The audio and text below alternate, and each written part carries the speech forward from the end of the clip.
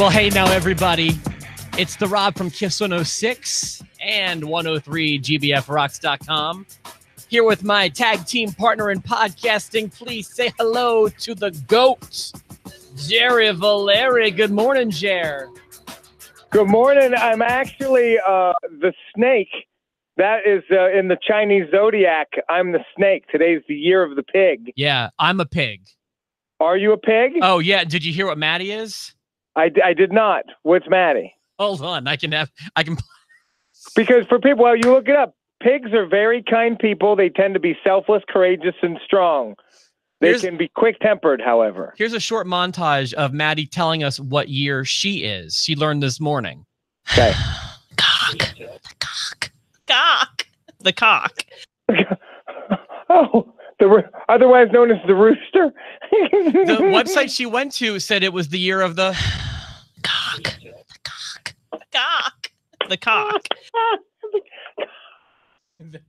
That montage didn't air on my show this morning, but all the audio did. Roosters can be extravagant and they are unafraid to be different. They tend to be dreamers who are ahead of their time and very brave. They are lovers of knowledge and confident. Mine is so spot on. It says snake, reliable and loyal, but they never ever forget a slight or a betrayal. Oh my God. And can be ruthless and relentless. Holy cow, does that nail you? Splink. What about the pig? Pigs are very kind people. They tend to be selfless, courageous, and strong. Sometimes can find themselves being taken advantage of and can be quick-tempered. I mean, maybe. Everything but the quick temper, man. You've got the longest fuse. The problem is when the fuse gets to the end of it, they're dead. They're dead to you. That's the end of that. That might be fair. It's very, very few and far between. I've very rarely seen you. And then there's Jer, who nails me with the Dave's double, and I've already gotten over it. I'll be apologizing mid-temper tantrum. Like I'll be screaming at them and apologizing for how I'm going to feel about this later. Like I can get hot. Oh, I've seen it. Yeah, I've seen you get hot a few times. I know there's been other examples of. I think our friendship has broken off a few. Boy, oh man, let's not even get into it. Let's not get into it because I don't remember any of them. I remember one, kind of. I just get so mad. I get so if I feel hurt or backed into a corner in any way, shape, or form, I just start swinging. He just starts throwing Dave's doubles. Dave's doubles and then heart punches. I'm like Barry Windham. I'm like the Widowmaker. I start handing out heart punches. Oh, I don't remember. Remember when you almost gave somebody a DDT? I don't even remember what happened. I think someone just didn't answer your phone call. It was my wife, and yeah, yes, it was Kelly, and she wasn't answering the phone, and she wanted me to reach her, and I was trying my best on a night where we were just hanging out, and I was ticked. I'm going to give her a DDT. Yeah, you had driven all the way to my hometown. It's like a 4-hour drive. And I think she was blowing your phone up about, call me when you get there. So Jerry calls when she gets there, and she doesn't answer. And Jerry the temperature in the car. Like you could see the defroster. You needed the defroster on the window. Like it was crazy. I bitched the whole way to the Eagle Diner. Didn't let it go. So anyway, happy New Year to all of our Chinese viewers. Yes, happy Chinese New Year to Akira Tozawa. Is he Chinese? Oh, I bet you as soon as I said it, I was like, I bet he's Japanese, and I just accidentally was racist. I mean, I think I know a lot of the Japanese wrestlers, but I don't know what Akira is. I know Hideo is Japanese. Shinsuke and Asuka are Japanese. I mean, a lot of Japanese, but you don't hear much about Chinese ones. Let's see here. Of course. What? What? I typed in a list of Chinese wrestlers, and of course it's the names like There's just very Chinese names. What does that mean? Well, it's just nobody I would recognize. Like, list of the most famous wrestlers in China: Zili, Tianbing, Yifang, Lin Brown, and Shang Zhuang. You never heard of them? You don't tell me they're in AEW or something. They've signed with AEW. They are indie darlings. They're very influential. I mean, a lot of the WWE copies their stuff. What about Yokozuna? Samoan, pal. I know. I'm going off the bit. And his character hailed from Japan. They're all Japanese. You don't see a lot of Chinese wrestlers, pal. If there's any that you can think of, we'd love to celebrate the Chinese New Year by speaking some names of Chinese wrestlers, but so far it's not going so well. It's not going so well. Lynn Byron. I got that one. Anyways, pal, what do you say? What do you say about Raw? So I didn't think Raw was all that bad. It's got the same problem it always has, in that there's still too much time to film. I mean, I didn't love it, but it wasn't awful. What did you think? Here's what Raw is suffering from. And I hate to like minimize guys like Finn Balor, which are doing really well. And, I do enjoy seeing Kurt Angle, and Braun Strowman is Braun Strowman, and it's cool. There's nothing I care about on Raw. That's not true. Except for Becky Lynch. Okay.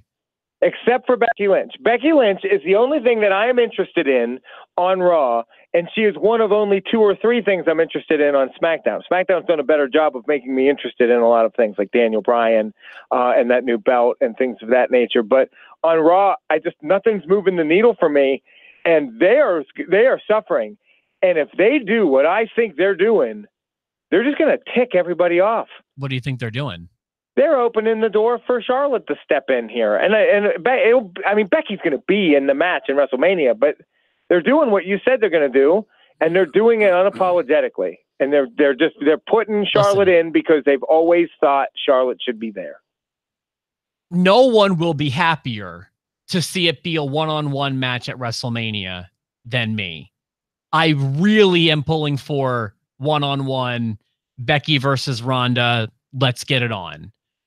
But I will be the one saying, I told you so when it goes down, because I've been maintaining for a long time they're going to screw this up with Charlotte. They're definitely going to screw this up. And I loved what they did last night. And they did the Becky stuff perfectly, and then beating up Stephanie. They've embraced the fact that Becky's not going to get booed. They've tried to make her a heel, and they've done what they didn't do with Roman Reigns, and they pivoted. And I can't tell what they're doing with Ronda yet, but I like what they did with her and the Riot Squad. Just have them beat all their asses. Bring in another one. God. Bring in another one. They had Ronda cut a heel promo, and she said something. She screwed up a line. It was so funny. She said, so "You're sitting there in the seats of your seats," is what she told people. I thought that was great. That's so Ronda. Let's start at the top. Obviously, the show got off to a hard start. I think whether people realize this or not, this is going to become the beginning of last night's Raw is going to be the female equivalent of when Austin stunned McMahon, or, you can maybe look to when, Austin dressed up in the suit, which I also think resulted in a stunner, or, when he tried to play the corporate game. Like, this is going to be that flashpoint for the women's division. I hope they play it the same way too. Like, I want to see Becky Lynch coming in on a beer truck and spraying Stephanie McMahon down. Well, that would be a terrible idea to actually do a beer truck, but I think that we just got the signal. Like, what's going to happen, I think I can tell. And again, I haven't read anything on this. I'm actually super behind on my wrestling news as it is. But I think I can write the story through Mania at least. I feel good about it. I hope what you see is that she keeps invading. Like, her being suspended doesn't mean she's going to not be on the show. She's going to find some way week after week to keep getting at Stephanie or Ronda or both or whatever. I think that if they're smart, they're going to embrace this heel thing with Ronda, although that's a tough call. But you're going to see Becky try to get at Stephanie / Ronda week after week, and it's gonna be awesome. Do you think we're gonna see her tonight on SmackDown? No. I think that she is now a Raw superstar. So how do you think they're going to get Charlotte into that mix with the brand split being what it is? I don't think it's that difficult. I'm not saying that they won't, but I'm just saying, how do you think they're going to do that? Boy, well, we still have 2 pay-per-views, so keep that in mind. Yeah. But I think that ultimately it's going to come down to Stephanie saying, now that Becky is suspended, and as we get closer and closer, and it looks like she doesn't want to see the doctor, which, by the way, to me is a pretty cool starting point too. It's like, I can't remember something like this happening. I'm not saying it's never happened, but it's a good reason. Plus it's valid. The last time Nia busted her face open, she saw the doctor and she was out for a month. Like no doctors coming near me. Yeah, it makes sense. Like, I'm cool with it. I'm cool with it. I'm just very happy with this program. It hasn't gone wrong yet. So there's going to. It feels like a WrestleMania main event program, doesn't it? Absolutely. So to answer your question about how we get Charlotte in, at some point it's going to need to be, we need some woman now to replace Becky since she won't see the doctor. Probably at one of the 2 pay-per-views that will culminate. That was actually probably the second one, since Elimination Chamber looks like it's pretty busy with the chamber matches. Yeah. And they're going to, I would assume, appoint Charlotte the new heir apparent, whatever tournament or battle royal or qualifying matches culmination thing that we get to. And I think that's what's going to happen. I'm in. I'm in. I told you this. I'm very interested in on Raw. I'm also interested in Seth Rollins and Brock Lesnar if they do anything with that, but they seem to be going slowly with that move. Well, again, we've got 2 pay-per-views to go. What exactly are you getting at? I'm a little. Well, they didn't do anything last night. You don't have Brock every night. I know. So, and they ran a video package, and I think they're working. And I saw Mike post. Like I said, I'm behind on my news, and I apologize. I try to keep up with it for the sake of the show. But I saw Mike's shared that he was hurt. Seth was hurt. And then after the video package last night, it got me thinking that it might be a work. And, you know. One hopes. You'd hate to see him lose this opportunity because he's injured. I don't think he's going. I feel like we're going to be okay with Seth. Yeah. But let me, I want to at least come from an educated point there, and I'm not right now. So you want to just keep going in order or bounce to the big stuff? What, do you have a run sheet in front of you? I don't, but I can pull one up quickly. I've got one. I don't think mine goes chronologically, though. Mine goes in order of the big stuff. Obviously, Becky Lynch gets the suspension, comes first. I thought it was kind of cool. I've got it next if you're ready. Well, Ronda versus Riot Squad came next, right? Yeah, and I loved how they played that. Like, she beat Liv's butt and then said, "Come on, Sarah." Yeah. And then she wanted Ruby too, Mm-hmm. And Ruby kind of backed down. By the way, she pulled a Roman Reigns last night. It was it Ice and Advil, bitch?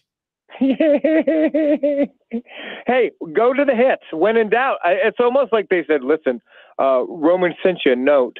When you're having trouble with the crowd, just say bitch." If you're having girl problems, I feel bad for you, Ronda. I am the woman. I'm a guy. Dude, if you see, here's the thing. If you watch Roman, if you're having trouble getting over with the fans, may I recommend leukemia? Oh, it worked. It did work. When you watch Ronda interact with Becky in the back, Ronda is 100% heel. Then they send her out to the ring, and she's 100% babyface. So I'm a little I think they wanted to be heel in the Lynch program, and then I think they want her to go back to being babyface if and when she comes back. Yeah, but then they send the Riot Squad into the back, and the Riot Squad cut what felt to me like a babyface promo. Remind me. Squad talking about loyalty and sticking up for your friends and staying together and we're a band of friends and we're going to be friends. Unlike what Ronda does, she's just all about the money and all for herself. Boy, I guess I didn't get a babyface vibe from that promo, but I see where you're coming from. I mean, it just felt like very inconsistent with Ronda. Like, is she okay? Okay, what are we gonna do here? I think that was a heel validating her cowardice in a heel-like way. Also, I'd like people to go back and look at the faces of the handlers, you know, the backstage guys with Ronda. I forget all the backstage guys' names, but the look on the one guy's face when she says pay-per-view, which she's not supposed to say, I don't think. No, that's my understanding is you're not supposed to use those words. And she said it, remember? She said it to Becky. She was, because she was like, and you're just jeopardizing our pay-per-view. And I looked at their faces and they all were like, oh man, here we are. I'm going to double check that one. Thanks, pal. Go back and see that. She said she drops the PPV. Oh, she said the P word. Then we get into a fatal 4-way elimination match. Actually, I liked the match. Yeah, but I just know you don't like fatal 4-way. Fatal is a word I hate. Although if it's elimination, I'm much more in favor of it. I'm really into heavy machinery. I am too. I'm mad at Corey Graves because he took my line. What was it? Like, I didn't think they were ever going to acknowledge the fact that Otis looks and acts exactly like Chris Farley. I missed that. You could have stolen that one as your own. Although, yeah, someone probably watching would have seen it. Would have caught that because they said Otis looks like somebody that lives in a van down by the river because he acts like Chris Farley and he looks like him and he's 3 feet tall. He's like one of those dwarves from the Hobbit movies. He's amazing. Stakes and weights. That's funny. Yeah, I like him specifically a lot and brings a breath of fresh air to the tag division. I like you know, they're what makes them different. I like how they call they do the Bushwacker thing. I like that there's a spot that they do where they just they've got a guy bent over and they just kind of run into each other. That's awesome. They just sandwich his head with their bellies. Yeah, it's right. It's great. They feel like an 80s tag team, don't they? Absolutely. Or like a new generation tag team. I love it. Hunks, not lunks. What else? So, by the way, looks like Revival's getting their wish. Right. I mean, since they're going to get a championship match, it's not against the Lucha House Party. They might actually win. What came next? Kurt Angle. Angle Part 1. Angle Part 1, the speech that I felt like it was a work the whole time. Well, it's funny because, again, if you're taking a wrestling is real approach and you've got a guy you don't want working there doing a retirement speech, why would you interrupt that to challenge him to a match? Right. Or whatever. But hey. Oh, I didn't even think about it that way. Like, if you want him to be gone, give it 3 minutes. He's saying how he's leaving. Correct. Yeah. So it's a bad time to come out and interrupt him if you're getting exactly what you want. Or, you know what? We got to go out there and stop him from quitting because I want him to quit. Yeah, exactly. But yeah. I maintain Angle is doing a fine job. He's putting people over. He doesn't look out of place really in the ring, in my opinion. I'm happy every time I see him. This and Part 2 sets up what is clearly going to be a fun tag match at Elimination Chamber, I assume. Oh, you know what? That's next week already. Well, we make predictions next week. I thought it was 4 weeks away. 4 weeks away. It's a week from Sunday. A week from Sunday. Holy cow. So we do predictions next week. Well, I predict that this is going to be a match. Do we know anything? All I know is the women's tag team elimination chamber match. And the SmackDown Championship elimination chamber match Daniel Bryan has to defend. That's right. Okay. And now we have the Revival taking on oh yeah. Okay, right. I knew that one too. The Revival versus Rude and Gable. Yep. By the way, so there's I think it's Botchamania or one of those wrestling Facebook sites. They always they point out when the wrestlers are just watching matches how goofy it looks in the back. They never look they always look at the TV from the side. Well, this time you had Rude and Gable sitting down, but watching them watch the match brought me pure joy last night. It was so ridiculous. I don't remember. I didn't really pick up on that. What came next? Also, Miz and Shane are taking on the Usos for tag champ. I would call this show. Meh. I've already predicted the one main event, the one women's tag match. Oh yeah, who did you say? It's gonna be Bayley and Banks. Oh, that's where I'm leaning to right now. But I'm still not locking in. I've been saying that before they even had their match last night. Like before they were in the match, I was like, it's gonna be those two. Yeah. Those two are gonna be the first tag champs. It makes sense. It feels right. It's gonna happen. And that, ironically, is the next match. They win and they're in. So there they go. Let's talk about Elias and Jeff Jarrett. I thought that this was something that they would wait to blow off at the pay-per-view. They seem to have ended it last night. How did it end? I remember watching it and enjoying it, but I don't remember how it ended. It was enjoyable, and Elias won. Was it a blow-off kind of thing? It was like Elias won, and then... easily, and then Road Dogg helped Jeff Jarrett set Elias up, and they get their mojo back by hitting him with the guitar. Hey, so so Elias takes the shot but gets the win. Okay, so that does feel like a blow off then. If they both have received a guitar shot now, they both received the guitar shot, and the good guys ended up walking off happy.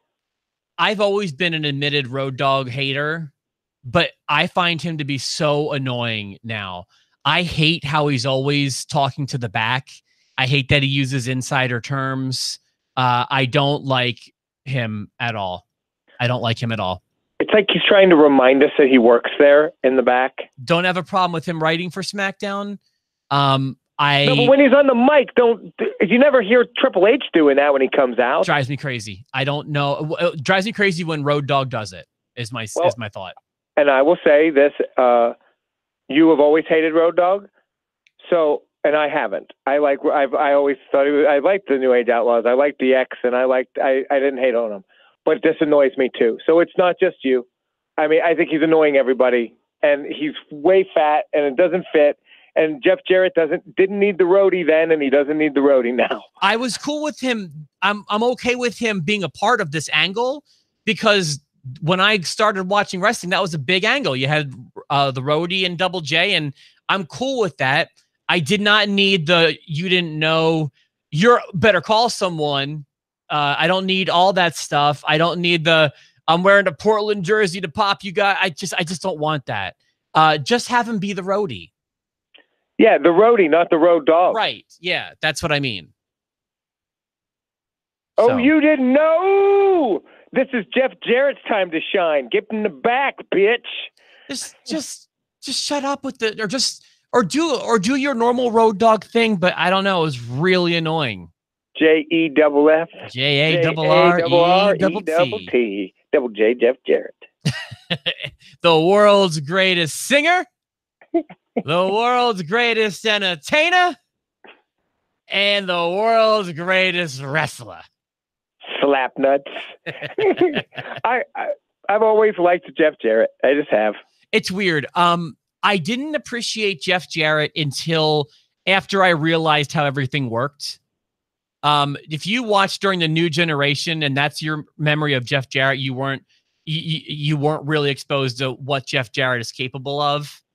But it was someone I didn't appreciate until later in my fandom. It took me a while. You can say that about several people. Him. Yeah, I appreciate him now. I wouldn't. He's not in my top 20, but I like him. No, I like him enough. Moving on. Speaking of appreciate, I've never seen Lio Rush in a match before. Yeah, that was good. That kid can do it, man. He's very good. I like to see him actually work every once in a while. It was a Raw match against a Raw guy. Oh, I heard a rumor. I heard a rumor. Oh, what's the rumor? You're gonna love this. Heard a rumor again. I really wish I caught up last night on my news, but I didn't. Unlike some podcasts, we do work with rumor and innuendo. Let's go. Let's do it. I don't know if it's true. I'm hearing they're talking about sending Finn to 205 Live. And you're talking about how they're doing well with them and everything.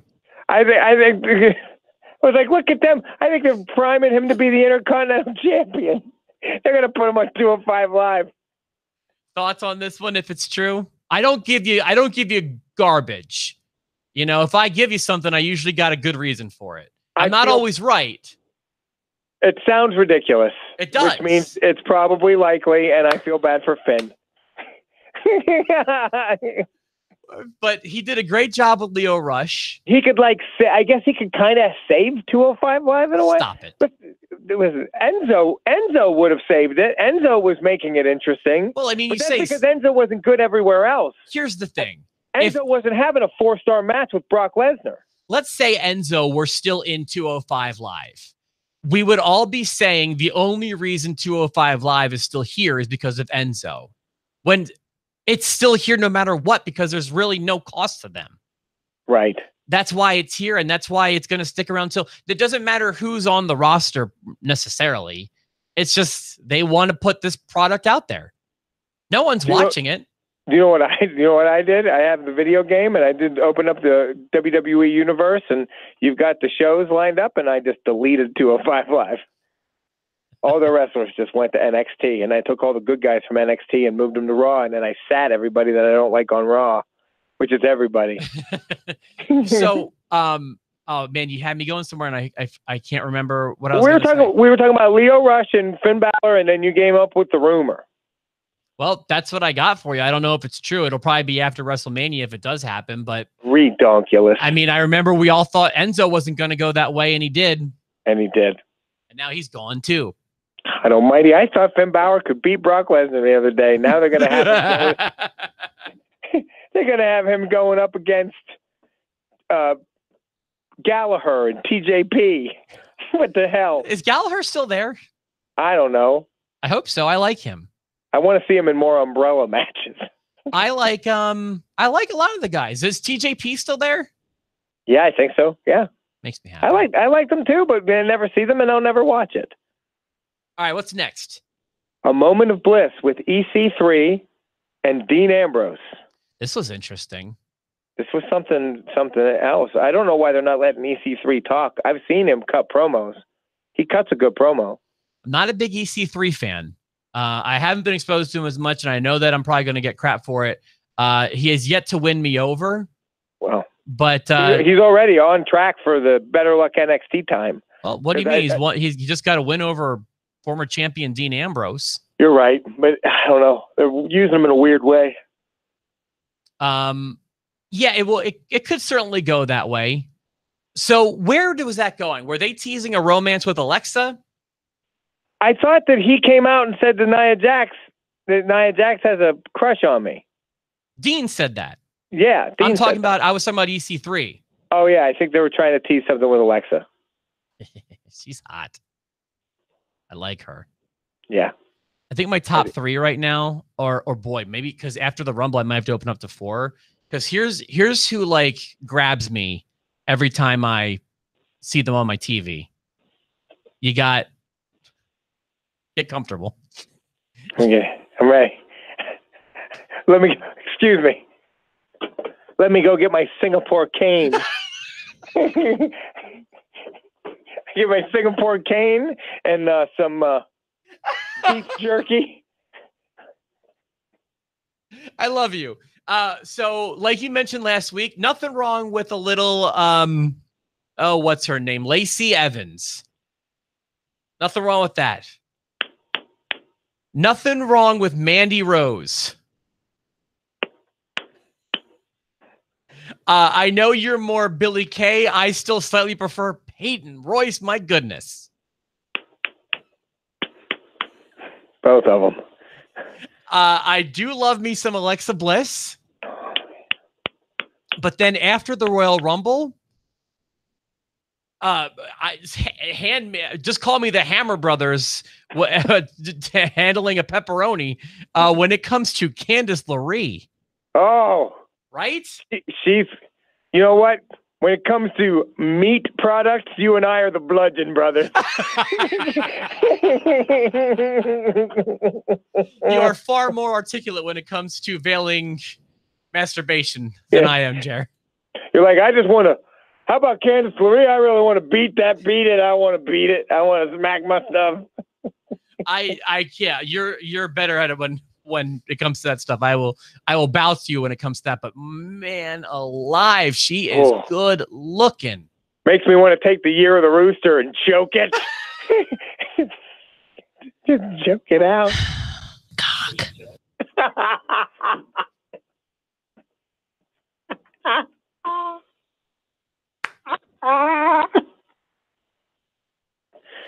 Hashtag and her butt. And her butt. I mean, do we even what's left? I mean, we hit the swan song. Yeah, we're done. Dean Ambrose lost though, clean. I mean, those rumors are true. It's happening. All right, guys. Thank you for being a part of the show today. I'm gonna go dip my wang in pre-workout and take it to town. I can't even find my song. Where's my song? I don't know. We don't need it. Where's the roadie when we need him? Mike, check. You didn't know. All right, Jer. Have a great rest of your day. Oh, tomorrow we're going to be a day late, so we're going to hit Smackdown on Thursday this week. I'm going to be in a meeting with some uppity-ups in my company, so I won't be able to talk about slamming a hammer into some pork. See ya, pal. See ya, pal. Happy Year of the Pig. Speaking of meat.